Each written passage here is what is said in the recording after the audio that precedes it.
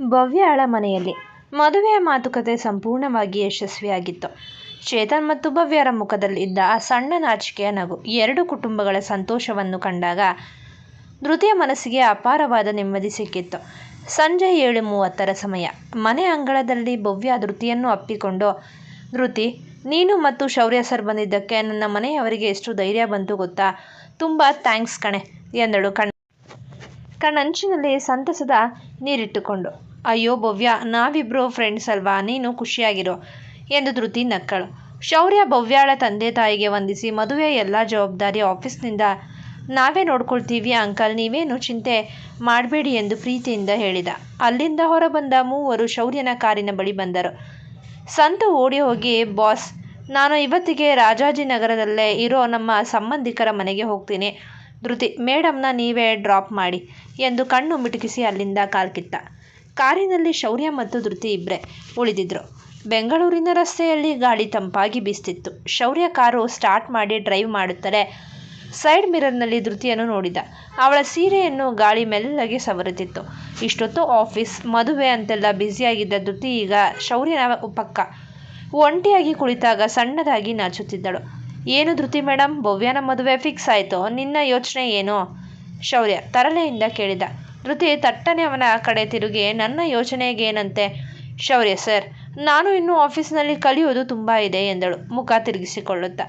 ಮತ್ತೆ ಸರ್ ಅನ್ನೋಕೆ ಶುರು ಮಾಡಿದ್ಯಾ? ಶೌರ್ಯ ಕಾರನ್ನು ರಸ್ತೆಯ ಬದಿಯಲ್ಲಿ ನಿಲ್ಲಿಸಿ ಪೂರ್ತಿಯಾಗಿ ಅವಳ ಕಡೆ ತಿರುಗಿದ. ಕಾರಿನ ಒಳಗಿದ್ದ ಮಂದ ಬೆಳಕಿನಲ್ಲಿ ಇಬ್ಬರ ಕಣ್ಣುಗಳು ನೇರವಾಗಿ ಸಂಧಿಸಿದ್ದವು. ಶೌರ್ಯ ಅವಳ ಬೆರಳುಗಳನ್ನು ಮೆಲ್ಲಗೆ ತನ್ನ ಕೈಗೆ ತೆಗೆದುಕೊಂಡ. ಅಷ್ಟರಲ್ಲೇ ಶೌರ್ಯನ ಫೋನು ಜೋರಾಗಿ ರಿಂಗ್ ಆಯಿತು. ಫೋನ್ನಲ್ಲಿ ವರ್ಧನ್ ಗ್ರೂಪ್ನ ಸೆಕ್ಯೂರಿಟಿ ಹೆಡ್ ಮಾತಾಡ್ತಿದ್ದ. ಸರ್ ಕ್ಷಮಿಸಿ, ಈ ಸಮಯದಲ್ಲಿ ಫೋನ್ ಮಾಡಿದ್ಕೆ. 50ನೇ ಮಹಡಿಯ ನಮ್ಮ ಕಂಪನಿಯ ಮುಖ್ಯ ಸರ್ವರ್ ಕೋಣೆಯಲ್ಲಿ ಸಣ್ಣ ಎಲೆಕ್ಟ್ರಿಕಲ್ ಶಾರ್ಟ್ ಸರ್ಕ್ಯೂಟ್ ಆಗಿದೆ. ಅದೃಷ್ಟವಶಾತ್ ಬೆಂಕಿ ನಂದಿಸಲಾಗಿದೆ. ಆದರೆ ಸೋಮವಾರದ ಪ್ರಮುಖ ಪ್ರಾಜೆಕ್ಟ್ ಫೈಲ್ಸ್ ಇರೋ ಹಾರ್ಡ್ ಡಿಸ್ಕ್ ಚೆಕ್ ಮಾಡೋಕೆ IT ಟೀಮ್ ನಿಮ್ಮ ಪರ್ಮಿಷನ್ ಕೇಳ್ತಿದೆ ಎಂದ. ಶೌರ್ಯ ಗಂಭೀರವಾಗಿ, ನಾನು ಈಗಷ್ಟೇ ಆಫೀಸ್ಗೆ ಬರ್ತಿದ್ದೀನಿ, ನೀವೇನು ಟೆನ್ಷನ್ ತಗೋಬೇಡಿ ಎಂದು ಫೋನ್ ಇಟ್ಟ. ಅವನು ಧೃತಿಯ ಕಡೆ ನೋಡಿ, ಧೃತಿ, ಆಫೀಸ್ನಲ್ಲಿ ಸಣ್ಣ ಎಮರ್ಜೆನ್ಸಿ ಇದೆ, ನಿನ್ನನ್ನು ಮನೆಗೆ ಬಿಟ್ಟು ನಾನು ಆಫೀಸ್ಗೆ ಹೋಗ್ತೀನಿ ಎಂದ. ಆದರೆ ಧೃತಿ ತಕ್ಷಣವೇ, ಇಲ್ಲ ಶೌರ್ಯ ಸರ್, ಆ ಪ್ರಾಜೆಕ್ಟ್ ಫೈಲ್ಸ್ನಲ್ಲಿ ನನ್ನ ಶ್ರಮವೂ ಇದೆ, ನಾನು ನಿಮ್ಮ ಜೊತೆ ಆಫೀಸ್ಗೆ ಬರ್ತೀನಿ, ಕೆಲಸ ಮುಗಿದ ಮೇಲೆಯೇ ಮನೆಗೆ ಹೋಗೋಣ ಎಂದಳು ದೃಢವಾಗಿ. ಶೌರ್ಯ ಅವಳ ಕಣ್ಣುಗಳಲ್ಲಿದ್ದ ಆ ಜವಾಬ್ದಾರಿಯನ್ನು ನೋಡಿ ಹೆಮ್ಮೆಯಿಂದ ನಕ್ಕ. ಸರಿ, ಹೊರಡೋಣ ಎಂದು ಕಾರಿನ ಸ್ಪೀಡ್ ಹೆಚ್ಚಿಸಿದ್ದ. ರಾತ್ರಿ 8:30 ಸಮಯ. ಆಫೀಸ್ ಕಟ್ಟಡ ಪೂರ್ತಿ ಶಾಂತವಾಗಿತ್ತು. ಕೇವಲ ಸೆಕ್ಯೂರಿಟಿ ಲೈಟ್ಸ್ ಮಾತ್ರ ಉರಿಯುತ್ತಿತ್ತು.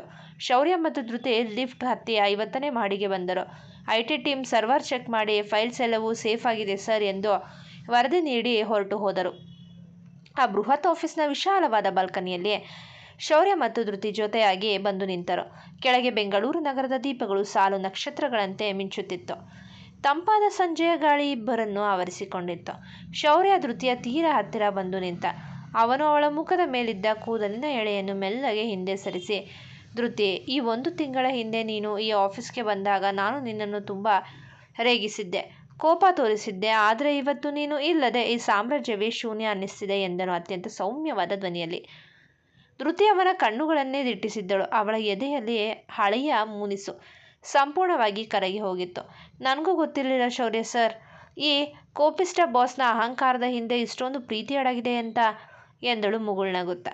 ಶೌರ್ಯ ಅವಳ ಕೈಗಳನ್ನು ಗಟ್ಟಿಯಾಗಿ ಹಿಡಿದುಕೊಂಡು, ಅಹಂಕಾರದ ಸುದೀರ್ಘ ಸಮರ ಮುಗಿದೋ ಇಬ್ಬರ ಹೃದಯದಲ್ಲೂ ಪವಿತ್ರವಾದ ಪ್ರೀತಿ ಮತ್ತು ಅಭಿಮಾನದ ಹೊಸ ಸಂಕ್ರಮಣ ಶುರುವಾಗಿತ್ತು. ಶುಕ್ರವಾರ ಮುಂಜಾನೆಯ 10 ಗಂಟೆಯ ಶುಭ ಸಮಯ. ವರ್ಧನ್ ಗ್ರೂಪ್ನ 8ನೇ ಮಹಡಿಯ ಡಿಸೈನಿಂಗ್ ಸೆಕ್ಷನ್ನಲ್ಲಿ ವಾತಾವರಣ ಹಬ್ಬದಂತೆ ಕಂಗೊಳಿಸುತ್ತಿತ್ತು. ಹೆರಿಟೇಜ್ ರೆಸಾರ್ಟ್ ಪ್ರಾಜೆಕ್ಟ್ಸ್ ಯಶಸ್ವಿಯಾಗಿ ಉದ್ಘಾಟನೆಯಾಗಿದ್ದಕ್ಕೆ ಇಡೀ ಫ್ಲೋರ್ಗೆ ಲೈಟಿಂಗ್ಸ್ ಹಾಕಿಸಿ ಹೂಗಳಿಂದ ಅಲಂಕರಿಸಲಾಗಿತ್ತು. ಧೃತಿ ತನ್ನ ಡೆಸ್ಕ್ನಲ್ಲಿ ಕುಳಿತು ಹೊಸ ಪ್ರಾಜೆಕ್ಟ್ನ ಸ್ಕೆಚ್ ಹಾಕ್ತಿದ್ಲು. ಸರಳವಾದ ಕ್ರೀಮ್ ಬಣ್ಣದ ಕಾಟನ್ ಚೂಡಿದಾರ್ನಲ್ಲಿ ಅವಳು ಪ್ರಶಾಂತವಾದ ಕಮಲದಂತೆ ಕಂಗೊಳಿಸುತ್ತಿದ್ಲು. ಅಷ್ಟರಲ್ಲೇ ಸಂತು ತನ್ನ ಸನ್ಗ್ಲಾಸ್ ಸೇರಿಸಿಕೊಂಡು ಕೈಯಲ್ಲಿ ಕಾಫಿ ಕಪ್ ಹಿಡಿದು ಮಿಂಚಿನ ವೇಗದಲ್ಲಿ ಓಡೋಡಿ ಬಂದ. ಅವನ ಮುಖದಲ್ಲಿ ಖುಷಿಯೋ ಖುಷಿ. ಧೃತಿ ಮೇಡಮ್, ಜೈ ಗಣೇಶ, ತಕ್ಷಣ ನಿಮ್ಮ ಫೋನ್ ಚೆಕ್ ಮಾಡಿ, ನಿಮ್ಮ ಬ್ಯಾಂಕ್ ಅಕೌಂಟ್ಗೆ ಅಟ್ಯಾಕ್ ಆಗಿದೆ ಎಂದು ಜೋರಾಗಿ ಕೂಗಿದ ಸಂತು. ಧೃತಿ ಗಾಬರಿಯಿಂದ ಫೋನ್ ತೆಗೆದು ನೋಡಿದಳು. Message, your account has been credited with ₹15 lakhs has a heritage project special bonus and official salary. ಧೃತಿಯ ಕಣ್ಣುಗಳು ಆಶ್ಚರ್ಯದಿಂದ ಅಗಲವಾದವು. 15 ಲಕ್ಷ ರೂಪಾಯಿ! ನನ್ನ ಜೀವನದಲ್ಲೇ ಅವಳು ಇಷ್ಟೊಂದು ದೊಡ್ಡ ಮೊತ್ತವನ್ನು ಒಟ್ಟಿಗೆ ನೋಡಿರಲಿಲ್ಲ. ಭವ್ಯ ತನ್ನ ಸೀಟಿನಿಂದ ಎದ್ದು ಬಂದು ಧೃತಿಯನ್ನು ಗಟ್ಟಿಯಾಗಿ ಅಪ್ಪಿಕೊಂಡಳು. ಧೃತಿ, ಮೈ ಗಾಡ್, 15 ಲಕ್ಷ ಬೋನಸ್! ಶೌರ್ಯ ಸರ್ ನಿನ್ನ ಶ್ರಮಕ್ಕೆ ನಿಜವಾದ ಗೌರವ ಕೊಟ್ಟಿದ್ದಾರೆ ಕಣೆ. ವರ್ಧನ್ ಗ್ರೂಪ್ ಹಿಸ್ಟ್ರಿಯಲ್ಲೇ ಯಾವ ಇಂಟರ್ನ್ಗೂ ಇಷ್ಟೊಂದು ದೊಡ್ಡ ಬೋನಸ್ ಸಿಕ್ಕಿರಲಿಲ್ಲ. ಸಂತು ತನ್ನ ಶರ್ಟ್ ಕಾಲರ್ ಎತ್ತಿ ಹಿಡಿದು, ಭವ್ಯ ಮೇಡಮ್, ಬರೀ ಧೃತಿ ಮೇಡಮ್ಗೆ ಅಷ್ಟೇ ಅಲ್ಲ, ನಮಗೂ ಬೋನಸ್ ಸಿಕ್ಕಿದೆ. ನನಗೆ 2 ಲಕ್ಷ, ನಿಮಗೆ 3 ಲಕ್ಷ. ಇವತ್ತು ನಮ್ಮ 8ನೇ ಮಹಡಿಗೆ ರಿಯಲ್ ದೀಪಾವಳಿ ಎಂದ ತಮಾಷೆಯಾಗಿ. ಧೃತಿಯ ಕಣ್ಣಲ್ಲಿ ಸಂತೋಷದ ಕಣ್ಣೀರು ಮೂಡಿತ್ತು. ನಮ್ಮ ಅಮ್ಮನ ಹಳೆಯ ಆಸ್ಪತ್ರೆ ಸಾಲ ತೀರಿಸೋಕೆ ಇದು ತುಂಬ ಸಹಾಯ ಆಗುತ್ತೆ ಎಂದಳು ಮನದಲ್ಲೇ. ಗಣಪತಿಗೆ ನಮಸ್ಕರಿಸುತ್ತಾ, ಇಷ್ಟೊಂದು ದೊಡ್ಡ ಅಮೌಂಟ್ ಬಂದಿದೆ ಅಂದಮೇಲೆ ಇವತ್ತು ನಮಗೆ ಪಾರ್ಟಿ ಬೇಕೇ ಬೇಕು ಧೃತಿ ಮೇಡಮ್ ಎಂದು ಸಂತು ಹಠ ಹಿಡಿದ. ಖಂಡಿತ ಸಂತು, ಇವತ್ತು ಸಂಜೆ ಇಂದಿರಾನಗರದ ಪ್ರಸಿದ್ಧ ಕೆಫೆಯಲ್ಲಿ ನನ್ನ ಕಡೆಯಿಂದ ಗ್ರ್ಯಾಂಡ್ ಪಾರ್ಟಿ ಎಂದು ಧೃತಿ ಖುಷಿಯಿಂದ ವಾಗ್ದಾನ ಮಾಡಿದಳು. ಮಧ್ಯಾಹ್ನ 1:30 ಸಮಯ. 8ನೇ ಮಹಡಿಯ ಕೆಫೆಟೇರಿಯಾಗೆ ಆಲೋಕ್ ತನ್ನ ಓಪನ್ ಟಾಪ್ ಜೀಪ್ನ ಕೀ ಹಿಡಿದು ಜಂಟಲ್ಮ್ಯಾನ್ ಥರ ನಡೆದು ಬಂದ. ಹೇ ಟೀಮ್, ಕಂಗ್ರ್ಯಾಚುಲೇಷನ್ಸ್ ಎಂದ. ಆಲೋಕ್ ಧೃತಿಯ ಹತ್ರ ಬಂದು, ಶೌರ್ಯ ನಿಮ್ಮ ಬೋನಸ್ ಶೀಟ್ ಅಪ್ರೂವ್ ಮಾಡಿದಾಗ ನನಗೂ ತುಂಬ ಖುಷಿ ಆಯಿತು Dhriti. You are really deserve this.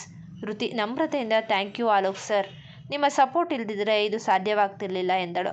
ಭವ್ಯ ನಗುತ್ತಾ ಹೇಳಿದಳು, ಆಲೋಕ್ ಸರ್, ಇವತ್ತು ಸಂಜೆ ಧೃತಿ ನಮಗೆ ಇಂದಿರಾನಗರದ ಬ್ರ್ಯೂ ಕೆಫೆಯಲ್ಲಿ ಪಾರ್ಟಿ ಕೊಡ್ತಿದ್ದಾಳೆ. ನೀವು ಖಂಡಿತ ನಮ್ಮ ಜೊತೆ ಬರಬೇಕು. ಆಲೋಕ್ ಉತ್ಸಾಹದಿಂದ, ವಾಹ್, ಧೃತಿ ಕೊಡೋ ಪಾರ್ಟಿನ ನಾನ್ಯಾಕೆ ಮಿಸ್ ಮಾಡಲಿ? Sure, I am coming.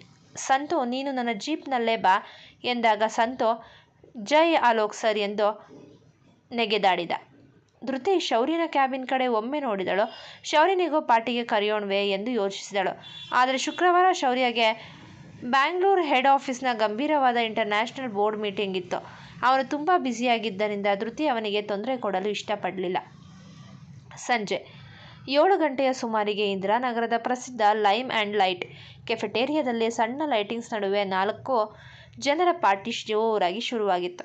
Dhriti, ಭವ್ಯ, ಆಲೋಕ್ ಮತ್ತು ಸಂತು ಒಂದೇ ದೊಡ್ಡ ರೌಂಡ್ ಟೇಬಲ್ ಸುತ್ತಲೂ ಕುಳಿತಿದ್ರು. ಟೇಬಲ್ ಮೇಲೆ ತರಹೇವಾರಿ ಮಾಕ್ಟೈಲ್ಸ್, ಪಿಜ್ಜಾ, ಪಾಸ್ತಾ ಮತ್ತು ಸಿಹಿ ತಿನಿಸುಗಳಿದ್ದವು. ಸಂತು ಕಣ್ಣಿಗೆ ಕಲರ್ಫುಲ್ ಗ್ಲಾಸ್ ಹಾಕಿಕೊಂಡು ಜ್ಯೂಸ್ ಕುಡಿಯುತ್ತಾ, ಆಲೋಕ್ ಸರ್, ನಮ್ಮ ಭವ್ಯ ಮೇಡಮ್ ಮದುವೆ ಫಿಕ್ಸ್ ಆಯಿತು. ಧೃತಿ ಮೇಡಮ್ ಲಕ್ಷಾಧಿಪತಿ ಆದರು. ಈಗ ನಿಮಗೊಬ್ಬರು ಚಂದದ ಹುಡುಗಿ ಸಿಕ್ಬಿಟ್ರೆ ನಾವೆಲ್ಲರೂ ಗ್ರ್ಯಾಂಡಾಗಿ ರೆಸಾರ್ಟ್ನಲ್ಲಿ ಬ್ಯಾಚುಲರ್ ಪಾರ್ಟಿ ಮಾಡ್ಬೋದು ಎಂದ. ಆಲೋಕ್ ತಮಾಷೆಯಾಗಿ ಧೃತಿಯ ಕಡೆ ನೋಡಿ, ನನಗೆ ಧೃತಿ ಥರ ಸ್ವಾಭಿಮಾನಿ, ಕರುಣೆ ಇರೋ ಹುಡುಗಿ ಸಿಕ್ಕಿರೆ ಇವತ್ತೇ ಮದುವೆ ಆಗ್ತೀನಿ ಸಂತು ಎಂದನು ತಮಾಷೆಯಾಗಿ. ಧೃತಿ ಗಕ್ಕನೆ ನಕ್ಕು, ಆಲೋಕ್ ಸರ್, ನೀವು ಹೀಗೆ ಕಾಮಿಡಿ ಮಾಡಬೇಡಿ ಎಂದಳು. ಆ ಕ್ಷಣದಲ್ಲಿ ಧೃತಿಯ ಆ ಮುಗ್ಧ ನಗುವನ್ನು ನೋಡಿ ಆಲೋಕ್ನ ಮನಸ್ಸಿನಲ್ಲೂ ಸಣ್ಣದೊಂದು ಮೃದುವಾದ ಅಭಿಮಾನ ಮೂಡಿತ್ತು. ಅವನು ಧೃತಿಯ ಕೈಯಲ್ಲಿದ್ದ ಗ್ಲಾಸ್ಗೆ ತನ್ನ ಗ್ಲಾಸ್ ಟಚ್ ಮಾಡಿ ಚಿಯರ್ಸ್ ಎಂದ.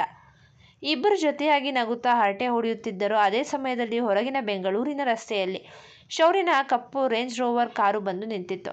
ಆಫೀಸ್ನ ಮೀಟಿಂಗ್ ಮುಗಿದ ತಕ್ಷಣ ಶೌರ್ಯ ಧೃತಿಗೆ ವಿಶ್ ಮಾಡಲೆಂದು 8ನೇ ಮಹಡಿಗೆ ಬಂದಾಗ ಧೃತಿ ಆಲೋಕ್, ಭವ್ಯ ಮತ್ತು ಸಂತು ಜೊತೆ ಇಂದಿರಾನಗರದ ಕೆಫೆಗೆ ಪಾರ್ಟಿಗೆ ಹೋಗಿದ್ದಾಳೆ ಎಂಬ ವಿಷಯ ತಿಳಿದಿತ್ತು. ಶೌರ್ಯ ತಾನು ಖುದ್ದಾಗಿ ಧೃತಿಯನ್ನು ನೋಡಿ ಪ್ರೀತಿಯಿಂದ ವಿಶ್ ಮಾಡಬೇಕೆಂಬ ಆಸೆಯಿಂದ ಕೆಫೆಗೆ ಬಂದಿದ್ದ. ಆದರೆ ಕೆಫೆಯ ಗ್ಲಾಸ್ ಕಿಟಕಿಯ ಮುಖಾಂತರ ಒಳಗೆ ನೋಡಿದ ಶೌರ್ಯನಿಗೆ ಕಣ್ಣುಗಳೇ ಕೆಂಡವಾದವು. ಅಲ್ಲಿ ಧೃತಿ ಆಲೋಕ್ನ ತೀರಾ ಹತ್ತಿರ ಕುಳಿತು ಅವನ ಮಾತುಗಳನ್ನು ಕೇಳಿ ಮುಕ್ತವಾಗಿ ನಗುತ್ತಿದ್ಲು. ಆಲೋಕ್ ಅವಳ ಕೈಯಲ್ಲಿದ್ದ ಗ್ಲಾಸ್ಗೆ ಚಿಯರ್ಸ್ ಹೇಳುತ್ತಾ ಅವಳ ಕಣ್ಣುಗಳನ್ನೇ ದಿಟ್ಟಿಸ್ತಿದ್ದ. ಶೌರ್ಯನ ಎದೆಯಲ್ಲಿದ್ದ ಆ ಭೀಕರವಾದ ಅಹಂಕಾರ ಮತ್ತು ಅಸೂಯೆ ಒಮ್ಮೆಲೆ ಜಾಗೃತಗೊಂಡಿತ್ತು. ಧೃತಿ ತನ್ನ ಸಮ್ಮುಖದಲ್ಲಿಯೂ ಇಷ್ಟೊಂದು ಸೌಮ್ಯವಾಗಿ ನಕ್ಕಿರಲಿಲ್ಲ. ಆದರೆ ಆಲೋಕ್ ಜೊತೆ ಇಷ್ಟೊಂದು ಆಪ್ತವಾಗಿ ಜೋರಾಗಿ ನಗುತ್ತಿದ್ದಾಳಲ್ಲ. ತನ್ನ ಸ್ವಂತ ಇನ್ವೆಸ್ಟರ್ ಮತ್ತು ಸ್ನೇಹಿತ ಆಲೋಕ್ ಧೃತಿಯ ಹತ್ತಿರವಾಗುತ್ತಿರುವುದು ಶೌರ್ಯನಿಗೆ ಸಹಿಸಿಕೊಳ್ಳಲು ಆಗಲಿಲ್ಲ. ಧಮ್ ಎಂದು ಶೌರ್ಯ ಕೆಫೆಯ ಗಾಜಿನ ಬಾಗಿಲನ್ನು ಗಟ್ಟಿಯಾಗಿ ತಳ್ಳಿ ಒಳಗೆ ಬಂದ. ಅವನ ಹೆಜ್ಜೆಗಳ ಶಬ್ದಕ್ಕೆ ಕೆಫೆಯಲ್ಲಿದ್ದವರೆಲ್ಲ ಕಂಗಾಲಾಗಿ ನೋಡಿದರು.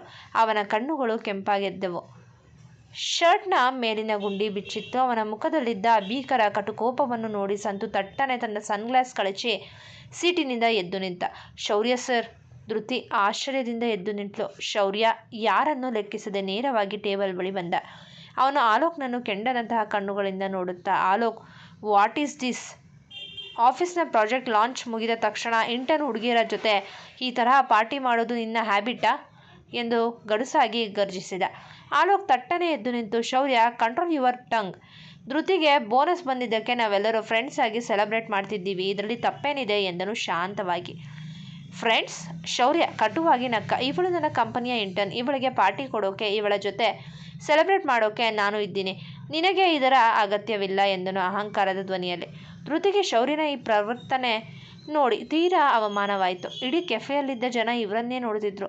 ಶೌರ್ಯ ಸರ್ ನಿಲ್ಲಿ. ಧೃತಿ ತೀವ್ರವಾದ ಕೋಪದಿಂದ ಶೌರ್ಯನ ಮುಂದೆ ಬಂದು ನಿಂತಳು. ಅವಳ ಕಣ್ಣುಗಳಲ್ಲಿ ಸ್ವಾಭಿಮಾನದ ಕಿಡಿ ಮಿಂಚುತ್ತಿತ್ತು. ಆಲೋಕ್ ಸರ್ ನಮ್ಮ ಕಂಪನಿಯ ಇನ್ವೆಸ್ಟರ್ ಮತ್ತು ನಮ್ಮ ಆಪ್ತ ಸ್ನೇಹಿತ. ನಾನು ನನ್ನ ಬೋನಸ್ ಹಣದಲ್ಲಿ ನನ್ನ ಸ್ನೇಹಿತರಿಗೆ ಪಾರ್ಟಿ ಕೊಡ್ತಿದ್ದೀನಿ, ಇದರಲ್ಲಿ ಅಹಂಕಾರ ತೋರಿಸುವ ಅರ್ಹತೆ ನಿಮಗಿಲ್ಲ. ಧೃತಿಯ ಈ ಮಾತು ಶೌರ್ಯನ ಎದೆಗೆ ಚಾಟಿ ಬೀಸಿದಂತಾಗಿತ್ತು. ಇಡೀ ಕೆಫೆ ಎದುರು ಧೃತಿ ತನ್ನ ಪರವಾಗಿ ನಿಲ್ಲದೆ ಆಲೋಕ್ನ ಪರವಾಗಿ ನಿಂತಿದ್ದು ಶೌರ್ಯನ ಅಹಂಕಾರವನ್ನು ಹುಚ್ಚೆಬ್ಬಿಸಿತ್ತು. ಧೃತಿ ನನ್ನ ಜೊತೆ ಬಾ. ಶೌರ್ಯ ಧೃತಿಯ ಕೈಯನ್ನು ಬಲವಂತವಾಗಿ ಗಟ್ಟಿಯಾಗಿ ಹಿಡಿದು ಎಳೆದ. ಕೈ ಬಿಡಿ Shaurya sir. I say leave my hand. Dhriti ಕಿರುಚಾಡಿದಳು. ಆಲೋಕ್ ತಕ್ಷಣ ಶೌರ್ಯನ ಕೈಯನ್ನು ತಡೆದು, ಶೌರ್ಯ ಬಿಡು ಅವಳ ಕೈಯನ್ನು, ನಿನ್ನ ಅಹಂಕಾರವನ್ನು ಆಫೀಸ್ನಲ್ಲಿ ತೋರಿಸೋ, ಧೃತಿಯ ಮೇಲೆ ಅಲ್ಲ ಎಂದು ಶೌರ್ಯನ ಭುಜವನ್ನು ಗಟ್ಟಿಯಾಗಿ ತಳ್ಳಿದ್ದ. ಶೌರ್ಯನಿಗೆ ಕೋಪ ತಡೆಯಲು ಆಗಲಿಲ್ಲ. ಅವನು ತನ್ನ ಕೈಯಲ್ಲಿದ್ದ ಪಂಚ್ನಿಂದ ಆಲೋಕ್ನ ಮುಖಕ್ಕೆ ನೇರವಾಗಿ ಬಾರಿಸಿದ. ಆಲೋಕ್ ಪಕ್ಕದಲ್ಲಿದ್ದ ಸೀಟಿನ ಮೇಲೆ ಬಿದ್ದ. ಅವನ ತುಟಿಯಿಂದ ರಕ್ತ ಹರಿಯಲು ಶುರುವಾಯಿತು. ಕೆಫೆಯಲ್ಲಿದ್ದ ಜನ ಚೀರಿದರು. ಶೌರ್ಯ ಆರ್ ಯು ಮ್ಯಾಡ್? ಭವ್ಯ ಆಘಾತದಿಂದ ಕೂಗಿದಳು. ಸಂತು ಗಾಬರಿಯಿಂದ ಆಲೋಕ್ನನ್ನು ಎತ್ತಲು ಓಡಿದ. ಆಲೋಕ್ ತನ್ನ ತುಟಿಯ ರಕ್ತ ಒರೆಸಿಕೊಂಡು ಎದ್ದು ನಿಂತ. ಶೌರ್ಯನ ಶರ್ಟ್ ಕಾಲರ್ ಹಿಡಿದುಕೊಂಡ. ಇಬ್ಬರು ಯುವ ಸಿಂಹಗಳಂತೆ ಕೆಫೆಯ ಪಾರ್ಕಿಂಗ್ ಲಾಟ್ನಲ್ಲಿ ಪರಸ್ಪರ ಪಂಚ್ ಮಾಡುತ್ತಾ ರಸ್ತೆಯಲ್ಲಿ ಫೈಟಿಂಗ್ ಶುರು ಮಾಡಿದ್ರು. ಶೌರ್ಯ ಆಲೋಕ್ನನ್ನು ಕಾರಿನ ಬ್ಯಾನೆಟ್ಗೆ ಒತ್ತಿ ಹಿಡಿದರೆ ಆಲೋಕ್ ಶೌರ್ಯನ ಎದೆಗೆ ತಳ್ಳಿ. ಇಬ್ಬರ ನಡುವಿನ ಆ ಹಳೆಯ ಸ್ಪರ್ಧಾ ಇವತ್ತು ಮತ್ತೆ ಧೃತಿಯ ಮೇಲಿದ್ದ ಆ ಪ್ರೇಮದ ಅಸೂಯೆ ಇಬ್ಬರನ್ನು ಹುಚ್ಚರನ್ನಾಗಿ ಮಾಡಿತ್ತು. ನಿಲ್ಲಿಸಿ, ಇಬ್ರು ತಕ್ಷಣ ನಿಲ್ಲಿಸಿ. ಧೃತಿ ಮಧ್ಯ ಧುಮುಕಿ ಶೌರ್ಯನ ಎದೆಗೆ ತನ್ನ ಎರಡೂ ಕೈಗಳಿಂದ ಗಟ್ಟಿಯಾಗಿ ತಳ್ಳಿದಳು. ಧೃತಿಯ ಈ ಹಠಾತ್ ತಳ್ಳುವಿಕೆಯಿಂದ ಶೌರ್ಯ 2 ಹೆಜ್ಜೆ ಹಿಂದಕ್ಕೆ ಸರಿತು ನಿಂತ.